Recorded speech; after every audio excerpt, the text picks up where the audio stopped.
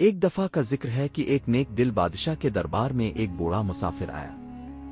اس نے بتایا کہ پہاڑوں کے پار ایک جادوئی غار ہے جس میں خزانہ چھپا ہے، مگر وہ خزانہ صرف سچے دل والوں کو ملتا ہے۔ بادشاہ نے اپنے بہادر وزیر کو خزانہ لانے کا حکم دیا۔ وزیر اپنے ساتھیوں کے ساتھ لمبے سفر پر نکلا۔ جنگلوں اور پہاڑوں کو عبور کرتے ہوئے وہ ایک پراسرار غار کے سامنے پہنچے۔ غار کے دروازے پر لکھا تھا، سچ دل والا ہی خزانہ پائے گا۔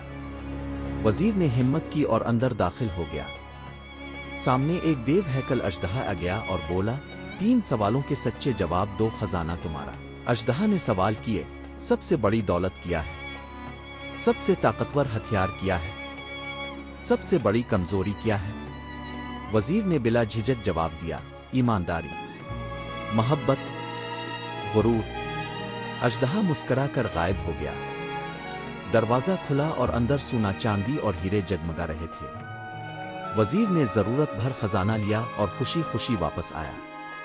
بادشاہ نے اس خزانے سے غریبوں کی مدد کی، اسکول اور اسپتال بنوائے۔ یوں پوری سلطنت خوشحال ہو گئی۔ سبق: سچائی، محبت اور عاجزی سے ہی اصل خزانے ملتے ہیں۔